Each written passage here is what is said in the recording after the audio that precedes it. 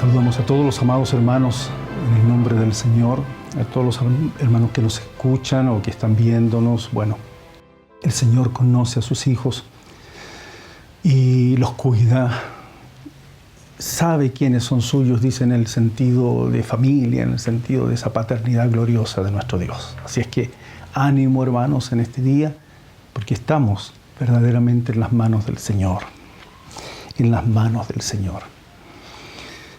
Y seguros, no hay mayor seguridad que las manos benditas de nuestro Señor y de nuestro Padre.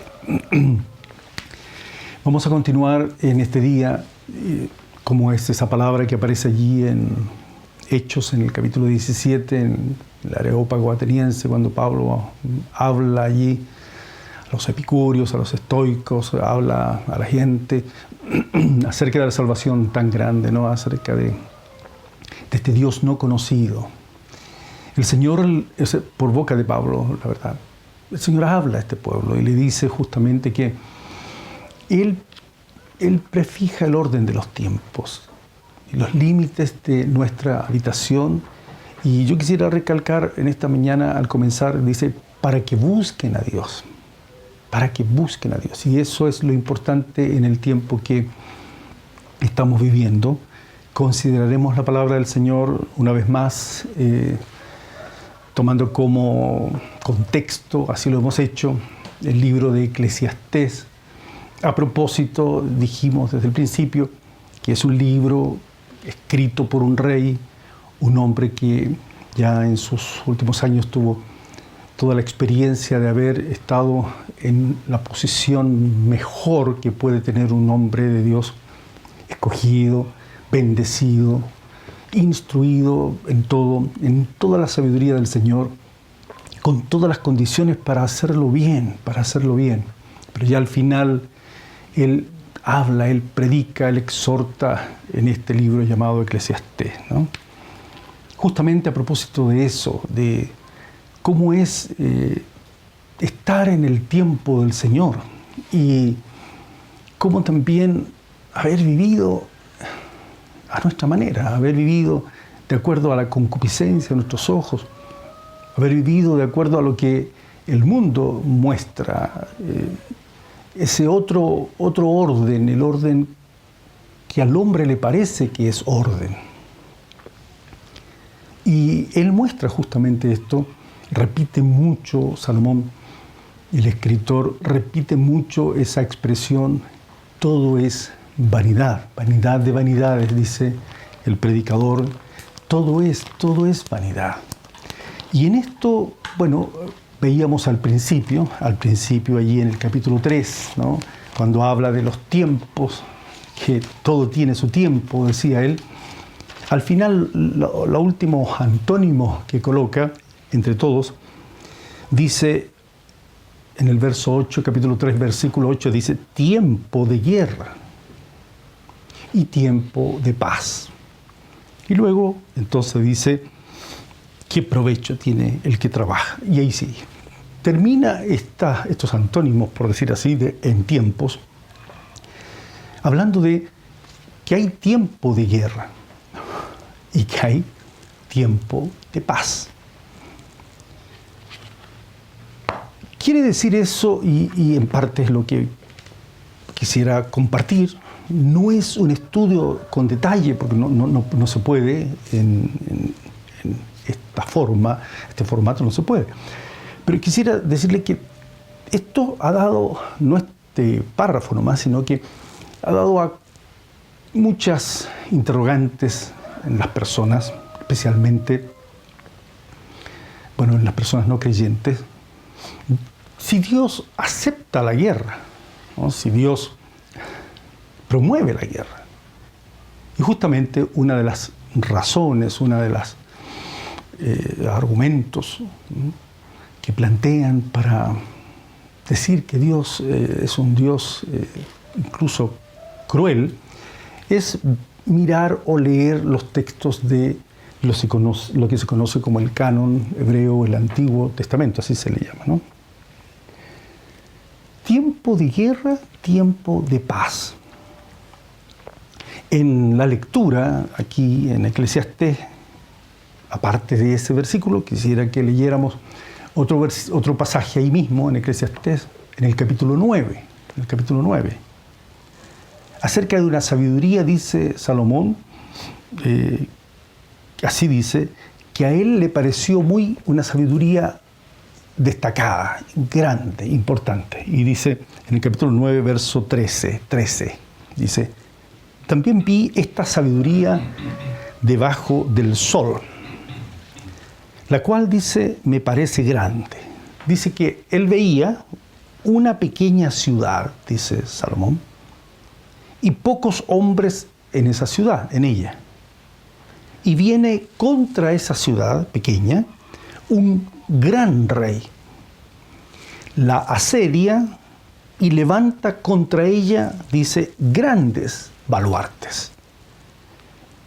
Ahora, dice, esta ciudad está asediada, es pequeña, hay pocos hombres que pudieran defenderla.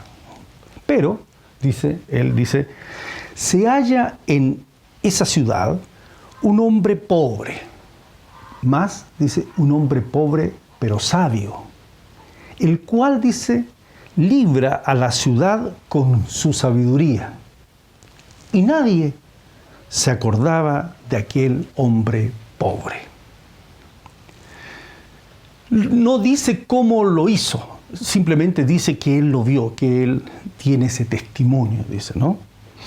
Que él vio. Entonces dije yo, dice Salomón, que era un hombre poderoso, entonces dije yo, mejor es la sabiduría que la fuerza.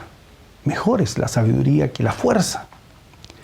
Aunque, dice, aunque la ciencia del pobre sea menospreciada y no sean escuchadas sus palabras. Las palabras, dice entonces Salomón, las palabras del sabio, escuchadas en quietud, son mejores que el clamor del Señor entre los necios. Mejor, dice entonces Salomón, mejor es la sabiduría que las armas de guerra. Concluye algo él. Dice, pero un pecador destruye mucho bien. Un pecador destruye mucho bien. Por cierto, está un poco oculta la última afirmación. Se puede entender por lo que él relata como una conclusión que un pecador puede destruir mucho, mucho bien. En contraste con un hombre pobre, con sabiduría, con palabras de ciencia en su corazón, que puede salvar una ciudad y no sea destruida esa ciudad. Creo que está por allí el camino del entendimiento, acá en el contexto.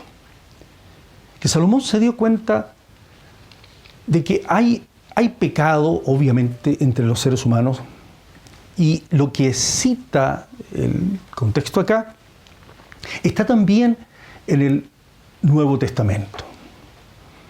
Si el asedio de un hombre poderoso contra otro hombre débil, o más bien sencillo, sin armas de guerra, si ese asedio corresponde delante de Dios, ¿a qué pecado? ¿Cuál es la situación de fondo? Y si avanzamos en este estudio, en este escudriñar, en este examen, uno puede realmente complicarse con los muchos pasajes en las Escrituras donde habla que el Señor es varón de guerra, digo, ¿no? Y entonces las interpretaciones que se hacen de todos esos pasajes acerca de que el Señor es el Señor de los ejércitos, ¿verdad? Queda como entredicha, cuesta armonizarla con la revelación que aparece en el Nuevo Testamento, particularmente en el Nuevo Testamento. Es una revelación gloriosa que está con un soplo, un habla de Dios, del Espíritu por los profetas, en que Dios decía que se cambiarían, ¿no? Las armas de guerra, se transformarían, se usarían esos mismos metales para hacer con ellas, con las armas de guerra, herramientas, ¿no? De labranza, herramientas para el uso del producir, de la producción, del beneficio mutuo. Eso es lo que dicen los profetas, es un resumen que hago, ¿no? Y que eso en el Nuevo Testamento, el reino de Dios desciende, pero no es un reino que impone una fuerza, ¿ah? Para que haya fruto, para que tengamos fruto, para que se transformen las armas. Las Escrituras en el Nuevo Testamento definen ampliamente, en términos no solo generales, muy generales, sino muy particulares, definen las motivaciones de la guerra o de las guerras. Y esto es algo que ya en los apóstoles, después cuando enseñaban doctrina, ¿ya? Usted lo puede encontrar, esto estaba bien claro, de que el Señor, como dice las Escrituras, aborrece el que se levante el hermano contra el hermano. Coloca el mandamiento firme de amar al prójimo como a sí mismo, de no desear para el otro lo que uno no quiera que hagan con uno, ¿no? De que las guerras, que los pleitos vienen de pasiones humanas que batallan en nosotros. Que esto es porque utilizamos un modo continuo, permanente de contender los unos con los otros, de dejarse de llevar de deleites y de deseos muy individualistas, por lo mismo muy egoístas. Bueno, hay un trazado bíblico de fundamento, pero yo digo así que no se puede esquivar, no se puede votar, no se puede desechar. Está en las Escrituras el sentir de Cristo, de que todos los hombres, ¿no? sean libres de esa condición, libres de la esclavitud. Las guerras, los pleitos, todo eso nacen, todas las cosas malas, dijo el Señor, nacen de adentro del corazón del hombre. Ya, muy bien, está en el Nuevo Testamento. Pero ¿no es acaso el mismo Dios en el Antiguo Testamento? Entonces, ¿cómo entender los tiempos? Hay tiempo de guerra y tiempo de paz. Yo quisiera compartirle algunos pasajes en las Escrituras y encontrar con el nuevo pacto, el Nuevo Testamento, escrito en nuestra mente y en nuestro corazón, y un testamento glorioso, un deseo glorioso, una voluntad gloriosa del Señor, porque está cubierto ese testamento por un precio muy grande, muy alto, ¿no? La sangre bendita de nuestro Señor Jesucristo. ¿Cómo encontramos entonces una armonía, un entendimiento en las Escrituras? Las Escrituras no son un libro, vamos a decir así, de ciencias sociales en cuanto a la narración histórica. Las Escrituras no son un libro de historia propiamente tal. Es un hecho, hay seguridad en esto, que no sigue necesariamente en muchas partes y situaciones y tiempos bíblicos aparece una cronología, pero no sigue una cronología que es necesaria para el estudio de la historia, para la interpretación de los hechos. Además, está el texto de alguna manera escrito, propiciando todo lo que Dios quiere desde nuestra visión, desde nuestro entendimiento de fe. Entonces alguien podría decir, bueno, para poder juzgar históricamente, y es un hecho, que hay muchos textos de los pueblos que aparecen en las Escrituras, porque de historia, de dato histórico, usted puede encontrar mucho dato histórico, y además se usa las Escrituras para eso, ¿no? Para ir confirmando datos históricos. Pero los historiadores no creyentes podrían decir, bueno, necesitamos la narración, ¿no? El historiador o el escritor del no creyente, ¿no? De cómo fueron esos hechos. La Escritura no es, las Sagradas Escrituras como digámoslo así, como Biblia, como compendio, no es un libro para estudio de la historia, no es así. Pero la historia de fe, la historia, vamos a decirlo así, de la fe del Dios único y verdadero, a quien nosotros creemos. De paso les digo, es el Dios único, un solo Dios, es un hecho histórico y aparece en las Escrituras y aparece también en los estudios de los arqueólogos, de los estudiosos no creyentes, como algo especial, porque la Escritura habla de un solo Dios verdadero, lo que se conoce generalmente como monoteísmo, ¿no? Un solo Dios verdadero. Eso es un énfasis en las Escrituras. Al contrario de cientos o miles de pueblos, cientos de reinos pequeños en la historia, sin conocimiento de este único Dios verdadero, me estoy refiriendo a esos tiempos de Abraham, después siglos después tiempos de Moisés, tiempos del Egipto faraónico, muchos pueblos politeístas, o sea que creían en muchos dioses, e interpretaban los tiempos, interpretaban las situaciones que les rodeaban, las interpretaban de acuerdo justamente a sus criterios teístas o sus criterios con respecto a un Dios de la guerra, justamente, un Dios de la labranza, un Dios para el clima, del río, de lo que fuese, ¿no? De cualquier efecto de la naturaleza o cualquier efecto de la creación, para ellos podría ser motivo de adoración. Y entonces, como si podía, situándonos en la palabra que hablamos, podría cualquiera decir, bueno, nuestros tiempos están sujetos a este Dios, en cuanto a la fertilidad, por ejemplo, ¿no? O a la guerra, ¿no? Bueno, los tiempos nuestros en la fe de un solo Dios verdadero aparecen en las Escrituras como un hecho, como un hito, ¿verdad? Como un hito reconocido por los no creyentes también. Pero vuelvo al punto, ¿cómo conciliar? ¿Cómo armonizar algunas cosas? Repito lo anterior también, no es un estudio detallado, pero quisiera presentarles algunas cosas, ¿les parece? Tomando el versículo que acabamos de leer.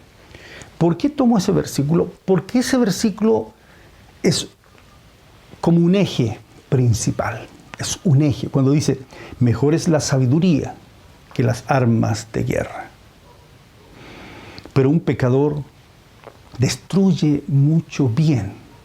El pasaje estaría indicando entonces que aquel que fabrica armas para la guerra, aquel que se prepara para la guerra, aquel que sostiene la guerra como un principio, ¿no? Bueno, el texto estaría indicando que allí hay un proceder, un procedimiento, un criterio, una filosofía pecadora, de pecado. Mejor es la paz, decimos nosotros. Claro. Pero en el mundo de hoy, incluso para poder plantear la paz en las grandes asambleas, en los grandes acuerdos mundiales, se buscan los equilibrios de armamentos, ¿no? Y se van pasando los mensajitos unos a otros, cuidado, porque tengo yo tengo este otro, y así sucesivamente. Vamos a tomarnos de eso. un pecador destruye mucho bien. Un pecador destruye mucho bien. De eso nos vamos a tomar. A propósito entonces de tiempo de guerra, pero también la necesidad de la paz, tiempo de paz. Primero vamos a leer en Éxodo en el capítulo 15. En Éxodo en el capítulo 15. En el capítulo 14 está el relato, hermoso relato, del pueblo de Dios que acaba de cruzar, ¿no? Que ha cruzado el Mar Rojo. Es un pueblo que viene huyendo, detrás viene Faraón con sus carros, su gente de a caballo, dice la Escritura. Entre paréntesis hay que recordar que el hombre y el caballo en las Escrituras en ese tiempo era signo de poder. Aparece en las Escrituras esto, ¿no? No volvamos nuestro corazón a los caballos que había, poderosos caballos que había en Egipto. Así es que vienen detrás de ellos, se encuentran con el Mar Rojo, allí están, y es un pueblo que no conoce, escuchen, no conoce más que hacer obra de construcción, obra básica de construcción. O sea, hacían ladrillos o adobes, mejor dicho. No estaban, dicen las Escrituras, preparados para defenderse, para la guerra. Llevaban muchos siglos en esa situación, generación tras generación. Entonces, huían sin tener modo, táctica, ingenio, nada para defenderse. Vamos a decirlo así. Un paréntesis. En las Naciones Unidas, en los procedimientos en cuanto a relaciones entre los pueblos, se dice que es un derecho el defenderse. Entre nosotros, entre los seres humanos, alguien tiene, ¿no es cierto?, tiene el derecho a la defensa si entran a su casa, a golpear, y si se puede defender, se aconseja no hacerlo en los tiempos que vivimos, porque no portamos ni debiéramos portar armas, pero se entiende lo que estoy diciendo, ¿verdad? Se enseña a cuidarse, porque si no viene otro y le va a dar y no va a dejar a nadie vivo. Pero se entiende que hay un derecho a la defensa. En la doctrina incluso de algunas iglesias cristianas bien poderosas, que usaron la guerra, que usaron la violencia por muchos años. Hay mucho por lo cual pedir perdón. Que mal lo hemos hecho. Pero bueno, usaron eso y lo tienen en su doctrina, que el hombre cuando está en condiciones casi últimas del perder la vida puede defenderse. Este pueblo no podía defenderse. De eso estamos hablando. De un pueblo que no conocía nada con respecto a la defensa. Capítulo 14 entonces de Éxodo. Están frente al mar. Están los egipcios y Faraón llegando ya para alcanzarles. Está el mar, no hay forma de escapar, aparentemente. Y dice entonces, no es esto, dice el pueblo, que te hablamos en Egipto diciendo, déjanos servir a los egipcios. ¿Por qué no nos dejaste seguir en esclavitud? Le dijeron a Moisés, ¿no? Mejor nos fuera servir, o sea, seguir como esclavos. La palabra servir ahí es más que servilismo, ¿no? A los egipcios que morir nosotros en este desierto. Entonces Moisés le dijo al pueblo, no temáis. Entonces le dijo así, no temáis. Y ahí está el punto de inicio. Estad firmes. Seguramente temblaban todos, ¿no? Las canillitas allí, ¿no? Y le dice, y ved, mirad la salvación que el Señor hará hoy con vosotros. Porque los egipcios que hoy habéis visto, nunca más para siempre los veréis. Y dice el verso 14, el Señor, mire, el Señor peleará por vosotros y vosotros estaréis tranquilos. ¿No tenían en sus genes el defenderse? Ya no hay gen de defensa. Queremos servir mejor a los egipcios. Una nota, muchos siglos atrás, cuando Dios escogió al quien conocemos en las Escrituras como el Padre de la fe, haré referencia a eso más adelante. Tal vez usted no lo imagina así, pero Abraham fue un hombre que supo de pelear y se enfrentó con varios reyes en una buena batalla, digamos, ¿no?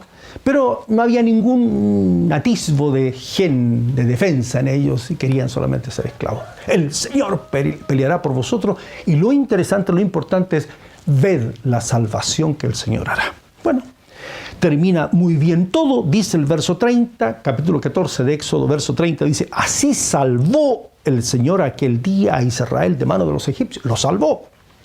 Israel vio, dice, a los egipcios muertos a la orilla del mar. Qué tremendo, ¿no? Y vio Israel aquel grande hecho que el Señor ejecutó contra los egipcios, y el pueblo entonces temió a nuestro Dios y creyeron al Señor, y por cierto creyeron a Moisés, su siervo. En el capítulo 15, recuerde que tenemos presente que un pecador en esto de la guerra, ¿no?, puede destruir mucho bien, ¿no? Bueno, en el capítulo 15 se conoce como el cántico de Moisés y de María, que al final cantaba alababa a Dios con panderos, ¿no? Pero en las Escrituras, este capítulo 15, después de que fueron librados de la mano de Faraón, que el mar se abrió, después de todo eso, este mismo capítulo 15 se conoce como el Cántico del Cordero también en Apocalipsis capítulo 15.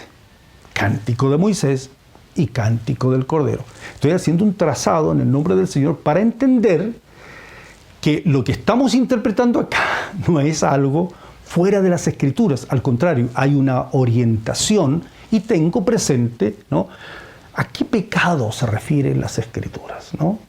En el capítulo 15, entonces, en este cántico, que no lo vamos a ver todo, solamente un versículo, en el versículo dice así, versículos 2 y 3 dice: el Señor es mi fortaleza y mi cántico, ha sido mi salvación. Estaban todos, seguramente ahí escucharon a Moisés como cantaba, fíjense ustedes, estaban todos, trataban de seguirle. Este es mi Dios y lo alabaré, dice, Dios mi Padre y lo enalteceré. El Señor, dice el verso 3, el Señor, dice Moisés, es varón de guerra. El Señor es su nombre, oh Jehová es su nombre, el eterno Dios. Muchos cánticos nuestros hablan de esto. Salmos que recuerdan este hecho y otros hechos así, hablan justamente del Señor de los ejércitos, varón de guerra, ¿no? Y cantamos. Y nosotros tenemos una idea de guerra, ¿no? Nosotros evangélicamente tenemos una idea de guerra, pero como una guerra dentro de lo que se entiende como espiritual, ¿no? Y citamos que nuestra guerra espiritual es contra, que aparece en las Escrituras, por cierto, es contra las huestes espirituales de maldad. O sea, hay un ejército maligno. Puede entenderse. En la revelación de Daniel, Apocalipsis de Daniel, o el libro de Daniel, como se conoce también, aparece eso. Aparece como un arcángel de Dios, Miguel, tiene que luchar, ¿no es cierto?, con verdaderos guerreros, que se oponen contra la voluntad de Dios en el orden de los tiempos, justamente. Es interesante si entráramos a ese contexto profético, porque Daniel justamente habla de este orden de los tiempos del Señor, citando a los babilonios, a los medos persas, a los griegos, y finalmente en el cumplimiento de los tiempos citados por la profecía, aparecen los romanos bajo cuya administración, de muchos siglos, por cierto, aparece el bendito Rey de Reyes y Señor de Señores, una piedra cortada no con mano desde el cielo, que golpea los pies de barro, ¿no? Prácticamente barro, de una imagen humana. Pero aparece esta situación de lucha espiritual, ¿no? ¿Y dónde queda el hombre? ¿Por qué se da esa lucha espiritual? ¿Por qué Israel, en esa imagen tremenda, gloriosa, que aparece en Daniel, por qué Israel tiene que ser, o tuvo que ser llevado cautivo por los babilonios? Queda allí y pasa por toda esta experiencia de los medos persas, los griegos. ¿Por qué después al volver traen un entendimiento acerca de lo espiritual que no les era conocido, ¿no? Que antes no conocían? Bueno, todo eso le da sentido a algunas cosas que se dicen con respecto a la guerra espiritual. El texto dice entonces que nuestro Dios es varón de guerra. Se conoce como el cántico de Moisés, lo repito, ¿no? Ahora bien, cuando dice ved la salvación, ¿cómo debiéramos interpretar esto nosotros? ¿A qué salvación hace referencia? El apóstol Pablo cita esto. El apóstol Pablo cita en su carta a los Corintios, en el capítulo 10 de la primera carta, dice, no quiero, hermanos, que ignoréis. Así dice, no quiero, hermanos, que ignoréis. A ver, ¿de qué le está hablando el apóstol Pablo? El apóstol Pablo está hablando de su posición, de su comisión dada por Dios como apóstol, como voy a decirlo así, ¿no? Como un hombre que Dios levanta para salvar, para sacar adelante a un pueblo que está oprimido bajo la esclavitud. Es como una semblanza, un parecido, ¿no? A un Moisés con ese pueblo de Israel. Bueno, Saulo de Tarso, Pablo es tomado como aquel paladín que va a sacar adelante a los esclavos, ¿no? entre los gentiles. De eso está hablando. Usted dice, ¿cómo? Sí, dice. Y cita, antes de la lectura del capítulo 10, cita él esto de aquel que lucha de todo se abstiene, así dice, ellos a la verdad para recibir una corona incorruptible, nosotros una incorruptible, yo de esta manera corro. Está hablando de la situación de los juegos, pero está hablando de esa visión, de ese entendimiento. Golpeo mi cuerpo, lo pongo en servidumbre, no sea que siendo heraldo para otros yo mismo venga a ser eliminado, dice, ¿no? Porque no quiero, hermanos, que ignoréis. Ahí está. O sea, el por qué no quiero, el por qué responde a lo anterior que está diciendo el apóstol Pablo, ¿no? Yo estoy preparado, entrenándome para sacar adelante, tengo comisión de Dios sobre mi vida, y ay de mí si no predico, ay de mí si no sigo. Ese es el sentido. Bueno, entonces dice, nuestros padres todos estuvieron bajo la nube de gloria en tiempos del desierto, todos pasaron el mar Rojo. Entonces, Pablo interpreta esto, pero no es una espiritualización. En Deuteronomio capítulo 29, si usted lo quiere leer bien, esto después y hacer los paralelos, se va a dar cuenta que allí en Deuteronomio, Moisés mismo, Dios le muestra por boca de Moisés al pueblo y dice, vuestros ojos vieron cómo se abrió el mar, vuestros ojos vieron los hechos grandes y poderosos de Dios. Pero todavía Dios no les ha dado ojos para ver realmente, oído para entender, corazón para entender, oído para oír y corazón para entender. ¿Qué es lo que pasó realmente allí en el mar? Aquí me refiero cuando yo cantaba que Dios es varón de guerra, dice Moisés. ¿A qué me refiero yo con eso? Entonces dice, todos estuvieron bajo la nube y todos pasaron el mar. Y añade, y todos en Moisés fueron bautizados en la nube y en el mar. Y sí, y el apóstol Pablo. Ver la salvación tan grande es entender las Escrituras, es ver, como dice Pablo,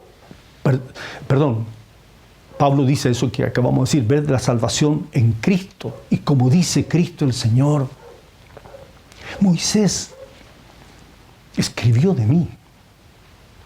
todo lo relativo a la fe. Dice, por la fe Moisés celebró la Pascua y la aspersión y la salida, por la fe. Por la fe se sostuvo como viendo a Cristo, dice las Escrituras, al invisible. Claro, así dice. Entonces, cuando interpretamos las Escrituras y entendemos esto de la guerra, o estamos viendo esto de la guerra, debemos comprender los paralelos bíblicos y no cantar Dios es un Dios de guerra, no, sin entender el contexto. ¿En qué sentido habla de salvación?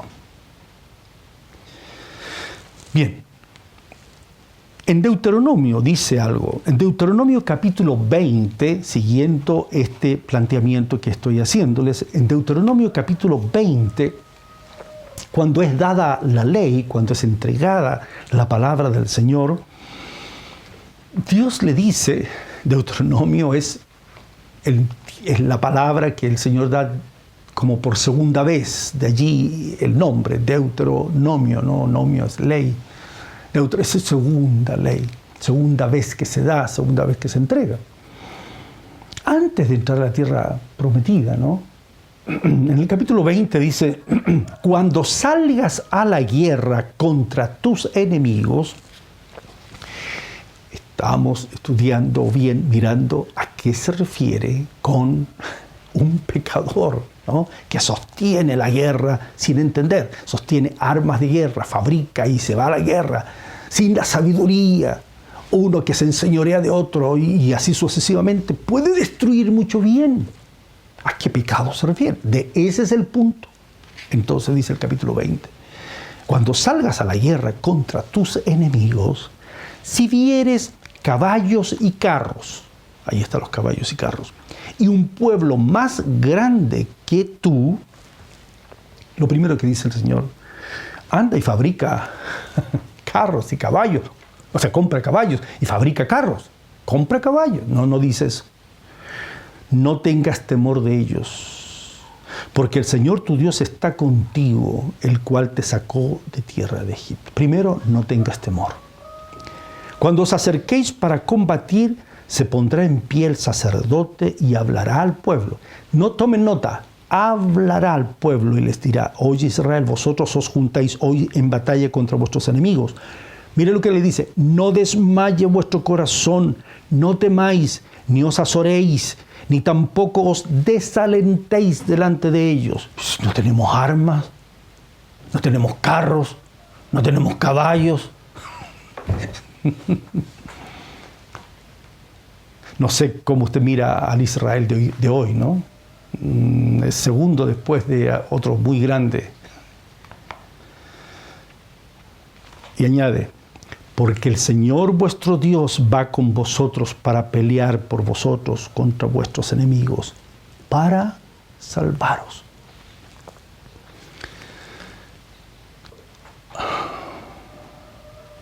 Dígame si no hay fe allí, si no está presente la fe. ¿Cómo? Los ojos dicen otra cosa. Los ojos dicen, vamos a quedar sin ni una posibilidad. No tenemos posibilidad. Vamos a quedar derrotados. La palabra es, aliéntense, afírmense, yo estoy con vosotros.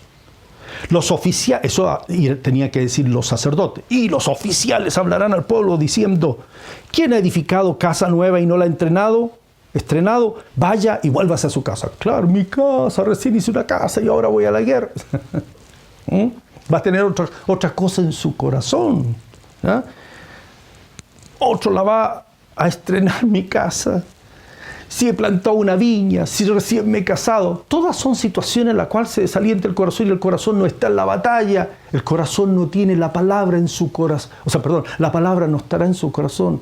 Lo que va a estar en el corazón va a ser la casa, va a ser la viña, va a ser la esposa, como corresponde. Entonces, vuélvanse, no vayan a la batalla en esas condiciones, dice.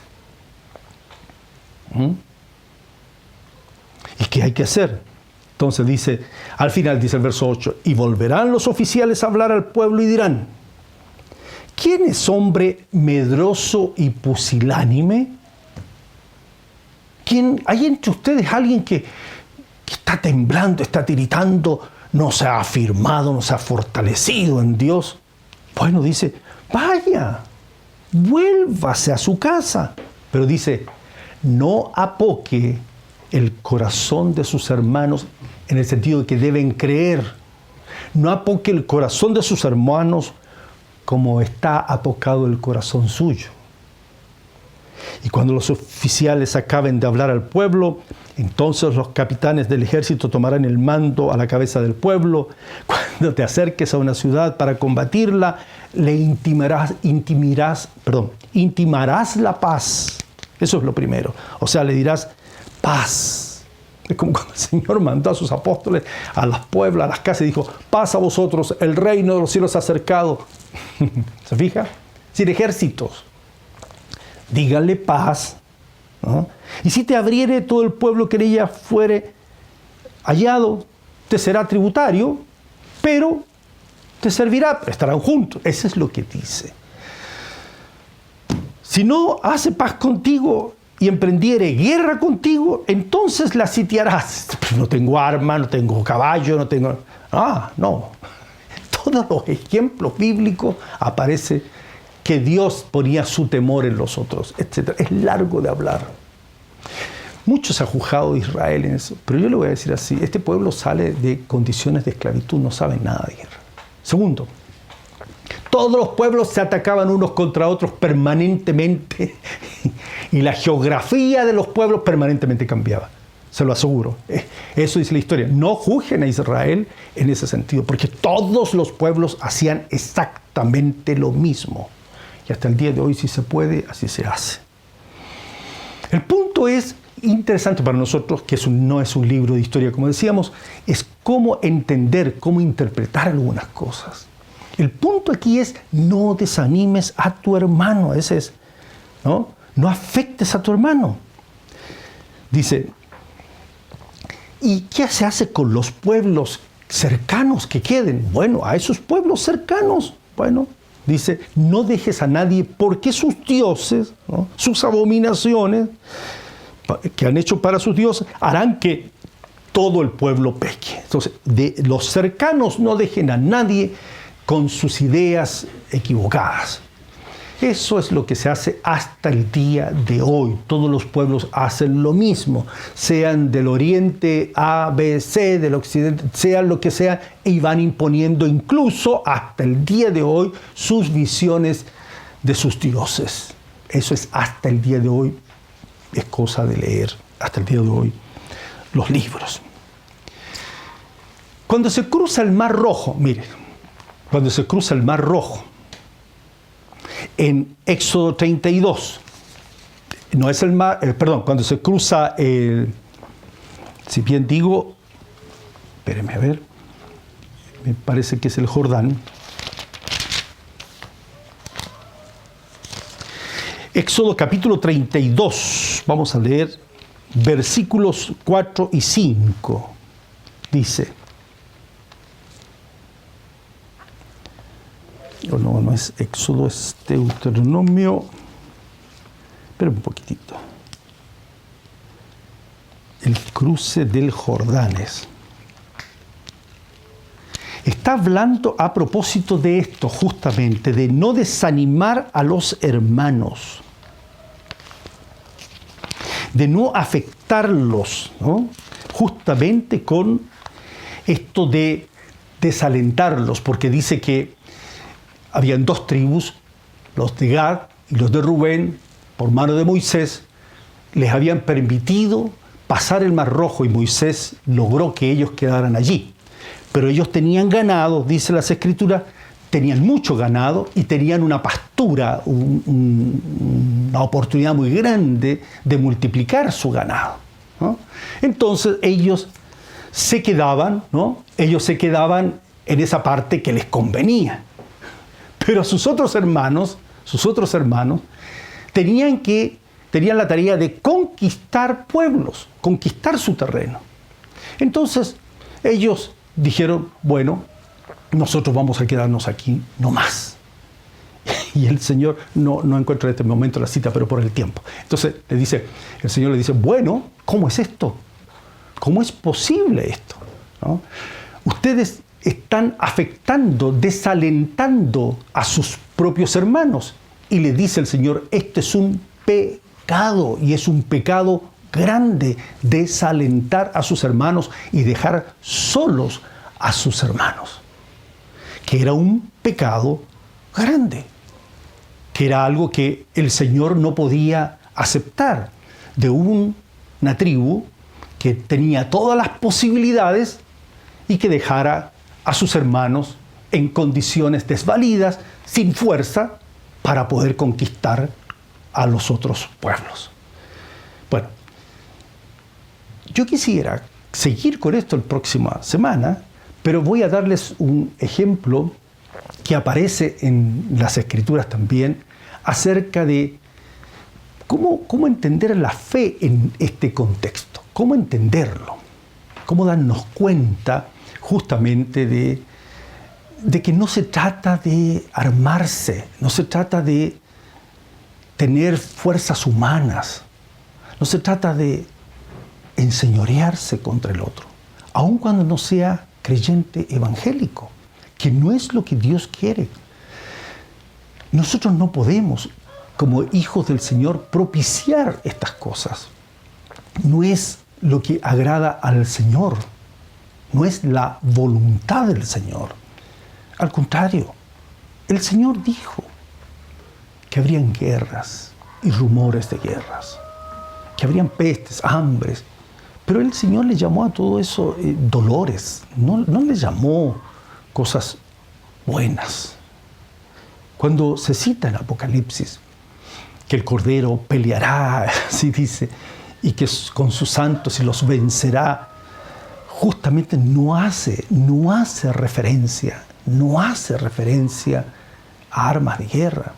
Hace referencia, fíjese usted, a otra espada, a una espada aguda que sale de su boca y que en las Escrituras está citada como la palabra de Dios que bien alienta el corazón y nos anima a seguir adelante, o también es una espada que juzga.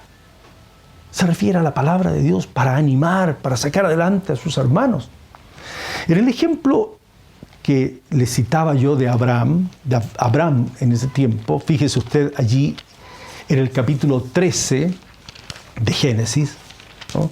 Los otros pasajes que están aquí con un versículo un poco traslapado, aquí está, los compartiré la próxima semana, pero por el tiempo me ayuda mucho a terminar aquí con Génesis. En el capítulo 13 dice que Abraham, que había salido con Lot, con su sobrino,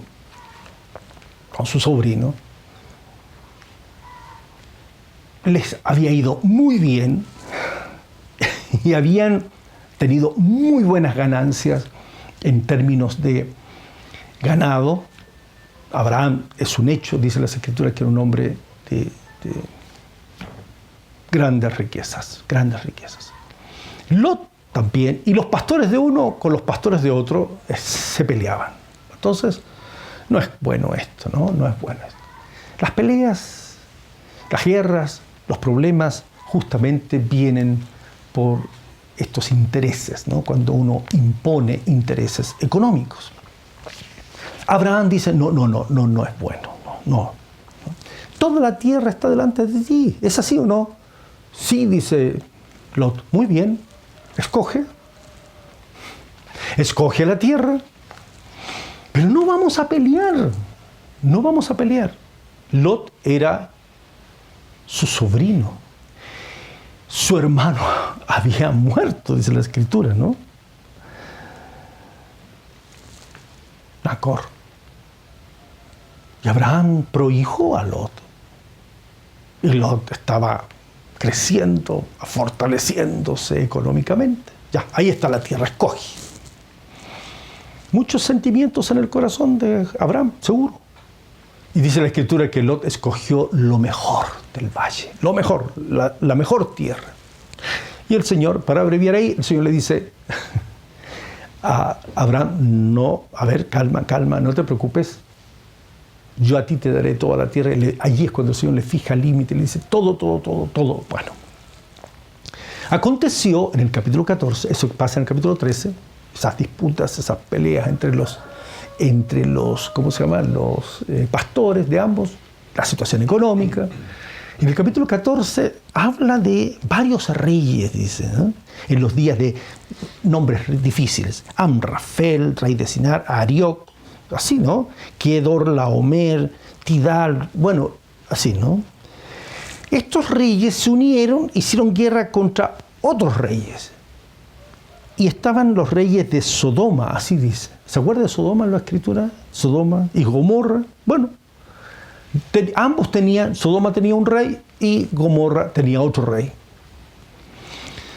Todos estos se juntaron, dice en el verso 3, 14:3, en el valle de Sidim, que es el mar salado. Salado. 12 años habían servido a Kedorlaomer, en el 13º se rebelaron y en el 14º se armó una batalla grande y estos reyes arrasaron con todo. La verdad que eran 5 contra 4, dice, hay que leerlo, es bien interesante, y arrasaron con todo, no dejaron nada. En el capítulo 14 siempre, en el capítulo 14, dice que tomaron toda la riqueza de Sodoma y de Gomorra y todas sus provisiones y se fueron. Y tomaron también a Lot, hijo del hermano de Abraham, que moraba en Sodoma, y tomaron sus bienes y se fueron, sus mujeres, todo. ¿Qué hizo? ¿Qué pasó? Vino uno de los que escaparon, lo anunció a Abraham, el hebreo, que habitaba en el encinar de Mamre, el amorreo, hermano de Escol, y así, ¿no? Oyó Abraham que su pariente estaba prisionero. ¿Oyó eso Abraham? Que su pariente estaba prisionero. Armó a sus criados, los nacidos en su casa, 300, dice, 318, y los siguió hasta Dan. Cayó sobre ellos de los... Imagínense Abraham en la pelea. En una buena... Dice, él y sus siervos cayeron sobre ellos, les atacó, les fue siguiendo hasta, Oba, dice, al norte de Damasco, recobró todos los bienes, también a Lot, su pariente, sus bienes, a las mujeres, a las demás gente, recobró todo. Cuando volvía de esa derrota, de Kedorlaomer, dice, cuando volvía de la derrota de ese rey principal, ¿no? Y de los reyes que con él estaban, salió otro rey. Le llaman el rey de Sodoma a recibirlo. Salió el rey de Sodoma a recibirlo al valle de Sabe, que es el valle del rey. Y allí, cuando sale el rey de Sodoma a recibirlo, entonces dice Melquisedec, otro rey, rey de Salem y sacerdote del Dios Altísimo, sacó pan y vino. Y aparece este rey. Yo quiero hablarles de esto la próxima semana, lo serio que es. ¿Sabe que Lot, voy a decir eso nomás, Lot y su familia fue libre? Pero no dijeron, no lo hemos hecho bien. Tú recibiste la palabra, Abraham, nosotros no la recibimos. Tú tienes la palabra, tú tienes la promesa. Y debo seguir contigo. ¿Sabe dónde se fue Lot? Su esposa, su familia. Al mismo lugar que habían escogido antes, se fueron de nuevo a Sodoma y Gomorra, se fueron de nuevo. Y ya ustedes conocen después lo que pasó con Sodoma y Gomorra. Vamos con la ayuda del Señor, si es su voluntad, la próxima semana, en buscar entender a qué se refiere cuando hay guerras, hay pleitos y hay pecado. Pero lo único que le puedo decir con seguridad que aparecerá, así como apareció Melquisedec, rey de Salem, hay uno que fue hecho semejante, porque Melquisedec también es semejante a él. Pero hay uno que tomó este orden, el orden de Melquisedec, para defendernos, pero para defendernos en otro sentido, en el sentido de interceder, en el sentido de hacernos entender lo que es la paz, porque Él es el Rey, Rey de paz, Rey de justicia y de paz. Para que haya justicia en esta tierra y paz en esta tierra, necesitamos entender que hay uno superior a nosotros, que puede quitar el pecado que está en medio y se quita la guerra. Padre nuestro, en el nombre de Jesús, bendigo, Padre, tu casa. Oh Señor, que estos pasajes, tantos que aparecen, puedan servirnos para escudriñar. Bendice tu casa, bendice la iglesia. Bendice tu obra, Señor, y ayúdanos a entender sobre todas las cosas tenemos un sumo sacerdote que quita el pecado de entre los hombres, y así también es quitada la guerra, los pleitos. Líbranos, Señor, en el nombre de Jesús.